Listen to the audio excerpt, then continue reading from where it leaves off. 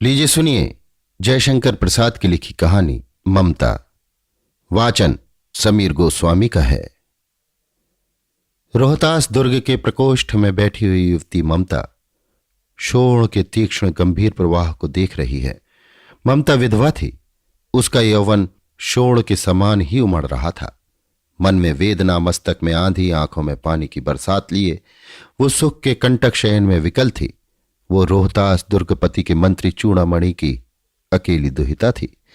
फिर उसके लिए कुछ अभाव होना असंभव था, परंतु वो विधवा थी। हिंदू विधवा संसार में सबसे तुच्छ निराश्रय प्राणी है। तब उसकी विडंबना का कहां अंत था।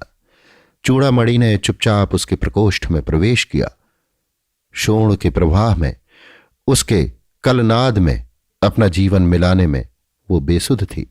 पिता का आना न जान सकी। चूड़ामणि व्यथित हो उठे।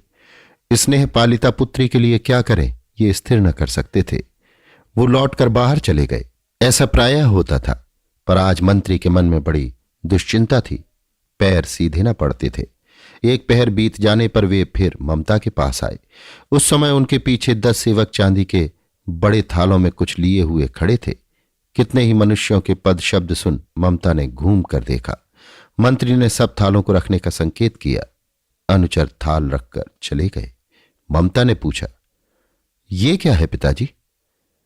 तेरे लिए बेटी उपहार है, कहकर चूड़ामणि ने उसका आवरण उलट दिया। स्वर्ण का पीलापन उस सुनहली संध्या में विकीर्ण होने लगा। ममता चौंक उठी। इतना स्वर्ण यहां कहां से आया? चुप रहो ममता, ये तुम्हारे लिए है। तो क्या आपने म्लेच्छ का उत्कोच स्वीकार कर लिया? पिताजी ये अनर्थ है, अर्थ नहीं, लौटा दीजिए। पिताजी हम लोग ब्राह्मण हैं, इतना सोना लेकर क्या करेंगे? इस पतोन्मुख प्राचीन सामंत वंश का अंत समीप है बेटी। किसी भी दिन शेर शाह रोहिताश्व पर अधिकार कर सकता है। उस दिन मंत्रित्व न रहेगा। तब के लिए बेटी, हे भगवान, तब के लिए, विपद के लिए इतना आयोजन, परमपिता की इच्छा के विरुद्ध इतना साहस। पिताजी क्या भीख न मिलेगी? क्या कोई हिंदू भूपृष्ठ पर न बचा रह जाएगा जो ब्राह्मणों को 2 मुट्ठी अन्न दे सके? यह असंभव है। फेर दीजिए पिताजी, मैं कांप रही हूं। इसकी चमक आंखों को अंधा बना रही है। मूर्ख है, कहकर चूड़ामणि चले गए। दूसरे दिन जब डोलियों का तांता भीतर आ रहा था, ब्राह्मण मंत्री चूड़ामणि का हृदय धक धक करने लगा। वो अपने को रोक न सका। उसने जाकर रोहिताश्व दुर्ग के तोरण पर डोलियों का आवरण खुलवाना चाहा। पठानों ने कहा, यह महिलाओं का अपमान करना है। बात बढ़ गई। तलवारें खींची, ब्राह्मण वहीं मारा गया और राजा रानी और कोष सब छली शेरशाह के हाथ पड़े। निकल गई ममता। डोली में भरे हुए पठान सैनिक दुर्ग भर में फैल गए, पर ममता न मिली। काशी के उत्तर धर्मचक्र बिहार मौर्य और गुप्त सम्राटों की कीर्ति का खंडहर था। भग्न चूड़ा, तृण गुल्मों से ढके हुए प्राचीर, ईंटों की ढेर में बिखरी हुई भारतीय शिल्प की विभूति ग्रीष्म की चंद्रिका में अपने को शीतल कर रही थी।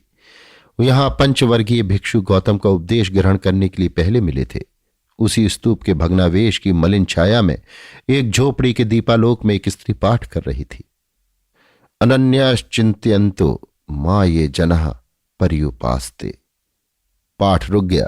एक भीषण और हताश आकृति दीप के मंद प्रकाश के सामने खड़ी थी। स्त्री उठी। उसने कपाट बंद करना चाहा, परंतु उस व्यक्ति ने कहा, माता, मुझे आश्रय चाहिए। तुम कौन हो? स्त्री ने पूछा। मैं मुगल हूं। चौसा युद्ध में शेर शाह से विपन्न होकर रक्षा चाहता हूं। इस रात अब आगे चलने में असमर्थ हूं। क्या शेर शाह से? स्त्री ने अपने ओठ काट लिए। हां माता, परंतु तुम भी वैसे ही क्रूर हो। वही भीषण रक्त की प्यास, वही निष्ठुर प्रतिबिंब तुम्हारे मुख पर भी है। सैनिक, मेरी कुटी में स्थान नहीं। जाओ कहीं दूसरा आश्रय खोज लो। गला सूख रहा है, साथी छूट गए हैं, अश्व गिर पड़ा है, इतना थका हुआ हूं, इतना। कहते कहते वो व्यक्ति धम से बैठ गया और उसके सामने ब्रह्मांड घूमने लगा। स्त्री ने सोचा ये विपत्ति कहां से आई। उसने जल दिया। मुगल के प्राणों की रक्षा हुई। वो सोचने लगी, ये सब विधर्मी दया के पात्र नहीं। मेरे पिता का वध करने वाले आतताई। घृणा से उसका मन विरक्त हो गया। स्वस्थ होकर मुगल ने कहा, माता, तो फिर मैं चला जाऊं? स्त्री विचार कर रही थी। मैं ब्राह्मणी हूं, मुझे तो अपने धर्म अतिथि देव की उपासना का पालन करना चाहिए, परंतु यहां नहीं नहीं, ये सब विधर्मी दया के पात्र नहीं। परंतु ये दया तो नहीं, कर्तव्य करना है। तब मुगल अपनी तलवार टेक कर खड़ा हुआ। ममता ने कहा, क्या आश्चर्य कि तुम भी छल करो? ठहरो, छल नहीं, तब नहीं स्त्री। छल नहीं, तब नहीं स्त्री। जाता हूं। तैमूर का वंशधर स्त्री से छल करेगा? जाता हूं, भाग्य का खेल है। ममता ने मन में कहा, यहां कौन दुर्ग है? यही झोपड़ी ना। जो चाहे ले लो, मुझे तो अपना कर्तव्य करना पड़ेगा। वो बाहर चली आई और मुगल से बोली, जाओ भीतर। थके हुए भयभीत पथिक, तुम चाहे कोई हो, मैं तुम्हें आश्रय देती हूं।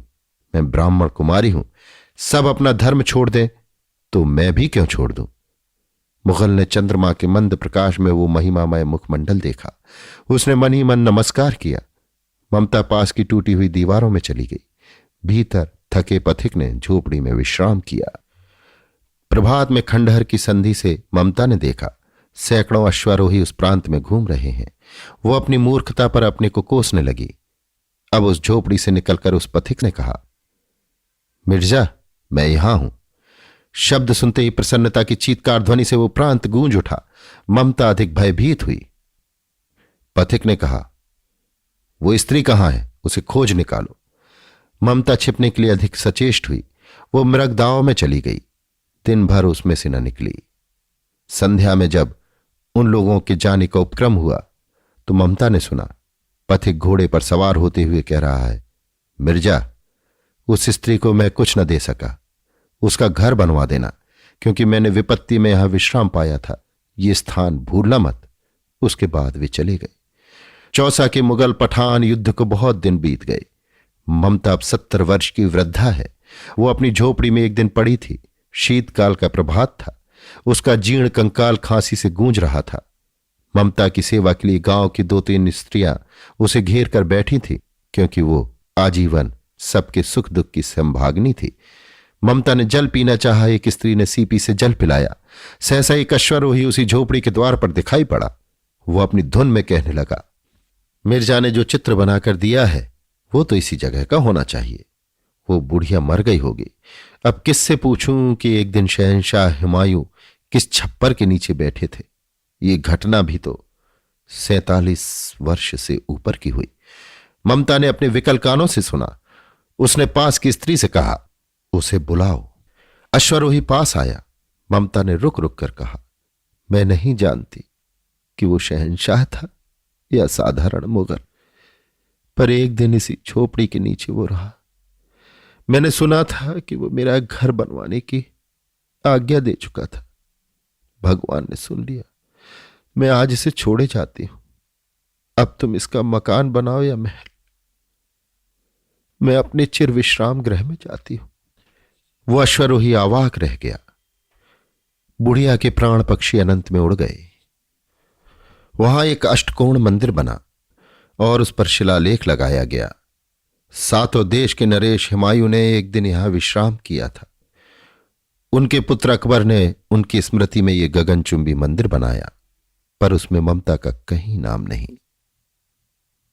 अभी आप सुन रहे थे जयशंकर प्रसाद की लिखी कहानी ममता। वाचन समीर गोस्वामी का था।